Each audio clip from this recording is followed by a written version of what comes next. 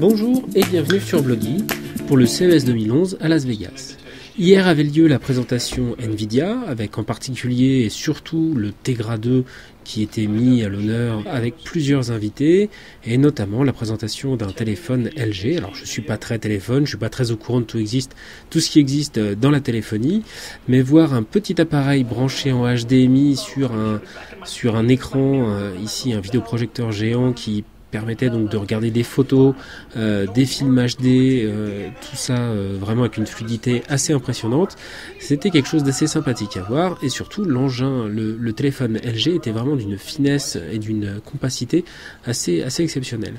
Gros point fait par Nvidia sur la compatibilité flash du Tegra 2 avec notamment des démonstrations de téléphones avec l'un embarquant une puce Tegra et un jeu flash et l'autre une puce autre que Tegra qui avait plus de mal sous le même jeu et une démonstration aussi d'un titre à venir qui utilise un moteur assez méchant puisqu'il s'agit du moteur qui équipe beaucoup de jeux qui sont sortis ces dernières années et qui donc là tourne sur un PC standard avec une puce Nvidia, mais également sur une PS3, donc une Sony PlayStation, et les deux fonctionnent plutôt bien.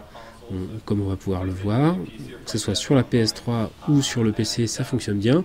Mais la grosse surprise, c'est de voir le même jeu repris ensuite sur un autre périphérique, à savoir sur un téléphone qui embarque un Tegra 2. Donc c'est le même jeu, le même développement, et les trois sont compatibles vu qu'il s'agit du même jeu et que c'est un jeu qui joue massivement en ligne. Et donc on va pouvoir utiliser ce type de jeu, se connecter et reprendre une partie là où elle était pendant les transports si on a une connexion adéquate ou tout simplement pendant une pause au boulot avec une tablette ou un téléphone. Donc c'est vraiment une application qui est assez impressionnante de voir la même plateforme sur des engins qui sont pourtant a priori de mondes complètement et totalement différents. Grosse impression pour ce jeu et pour la réalisation qui a été faite pour le Tegra 2. Enfin, on a pu voir une dernière démonstration. Il s'agit encore d'un jeu en temps réel et en 3D. Ce sont des titres que j'ai pas spécialement retenus, ça m'intéresse pas trop, mais c'est pour montrer un petit peu l'évolution de toutes ces puces qui arrivent donc dans les tablettes cette année et sûrement dans des futurs netbooks équipés également de ce type de puces.